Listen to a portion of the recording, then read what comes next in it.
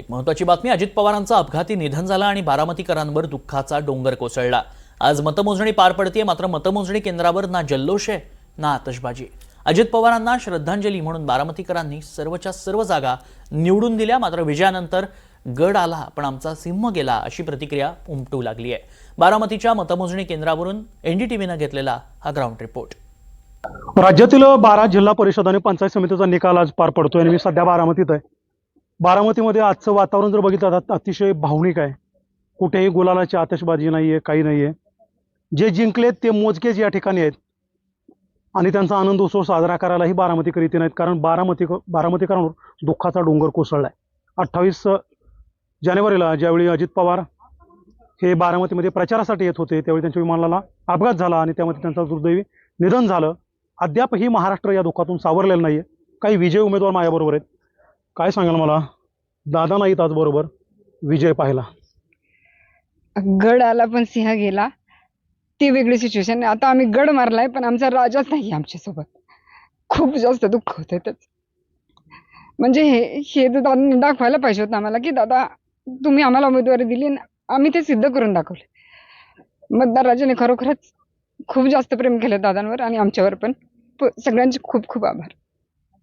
खरं तर दादा नाहीत तुमच्या बरोबर, मात्र दादांमुळे तुम्ही आज इथपर्यंत पोहोचलेला आहात। खऱ्या अर्थानं पुढे जर दादांना श्रद्धांजलीच अर्पण करायची असेल तर ते विकासाच्या मुद्द्यातून करावी लागेल, कारण विकास हेच दादांचा दृष्टिकोन होता। पुढे तुमची वाटचाल कशी राहणार आहे?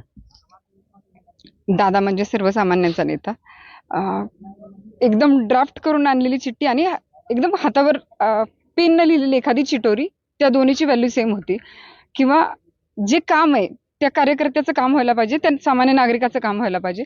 दादांनी जे आदर्श घालून दिलेत, छोट्या छोट्या बेसिक गोष्टीपासून AI कॉलेज काढलं दादांनी, म्हणजे खूप तळमळ होती माणसाच्या किंवा बारामतीची प्रगती व्हायला पाहिजे, म्हणजे राज्याची प्रगती व्हायला पाहिजे, इनडायरेक्टली देशाची प्रगती व्हायला पाहिजे।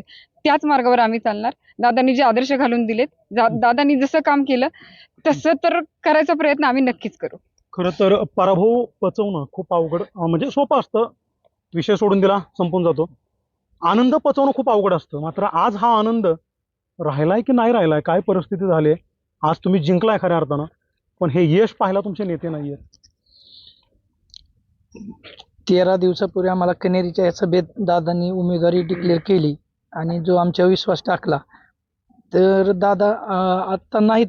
हा एवढं दुःख मोठं आहे की त्या आनंदापेक्षा ते दुःख जास्त आहे, ते आम्ही पचवू शकत नाही की दादा आमच्यातने निघून गेले। ते अजूनही आम्हाला विश्वास बसत नाही, दादा आसपासच आहेत असं वाटतं।